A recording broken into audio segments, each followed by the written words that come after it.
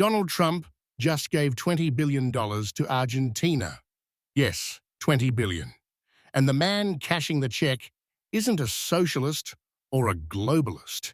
He's Javier Milei, the chainsaw-wielding libertarian who wants to make Argentina great again. This isn't just another bailout. It's the most political rescue package in modern U.S. Latin American history. To understand what's happening, you need to know who Javier Milei is. He's an economist turned TV celebrity, turned president. He calls politicians rats, waves a chainsaw at rallies, and swears that the state is the enemy. Elected in late 2023, he promised to tear down Argentina's bloated government, privatize everything, and end decades of inflation and corruption. For a while, it worked. He cut ministries, fired public workers, and halted public projects. Markets cheered, inflation slowed, and suddenly American conservatives had a new hero. Fox News called him Argentina's Trump. Steve Bannon called him the Lion of the Pampas. Even Trump himself couldn't resist. "We're backing him 100%, he said. But revolutions rarely stay clean. By mid-2025, protests were spreading. The peso was collapsing again, and Milei's approval was sinking. Accusations of corruption touched his inner circle, even his sister, who is his closest advisor. Investors fled, selling pesos, draining the central bank's reserves. Argentina was on the edge of another financial crash until Trump stepped in. In September 2020, the Trump administration announced a $20 billion stabilization plan. The money came from the U.S. Exchange Stabilization Fund, a rarely used Treasury reserve that doesn't need Congress's approval. The Treasury began buying Argentine pesos and promised a huge dollar swap line to help Buenos Aires defend its currency. For Milei, it was a miracle. For Trump, it was a political show of strength. He told reporters he's done a fantastic job. His poll numbers will be even better after this. Markets calmed instantly. The peso recovered. But in the United States, the backlash exploded. American farmers saw it as betrayal. "Trump's giving taxpayer money to my competition," said one soybean grower in Iowa. They had a point.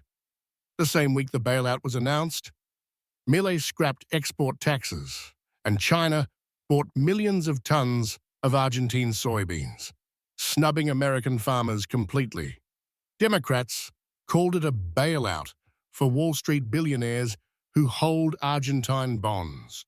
Trump officials dismissed the criticism as nonsense, insisting this was about protecting America's interests in the Western Hemisphere. But there's no denying it. This was Trump choosing an ideological ally over his own economic base. Now, everything depends on Argentina's upcoming elections.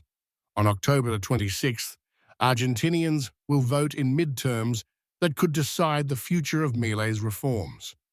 If his party gains seats in Congress, he'll push deeper austerity, more cuts, more privatizations, more pain in the short term. If he loses, the opposition will block his agenda, restore subsidies, and likely force him to compromise. That's why this $20 billion lifeline isn't just about economics. It's about timing. Trump wants Milei to survive politically, because his success would prove that Trump's version of capitalism works abroad. Both men speak the same language of rebellion. They attack elites, preach nationalism, and insist that freedom requires destruction of the old order.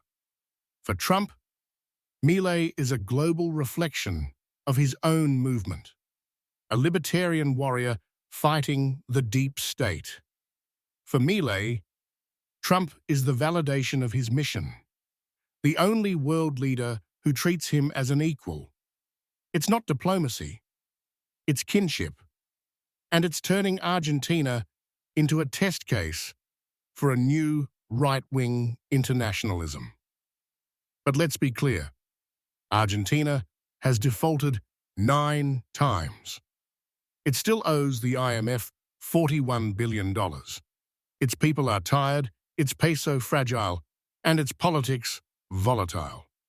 If Milei's reforms stall, or if the peso collapses again, the US Treasury could lose billions.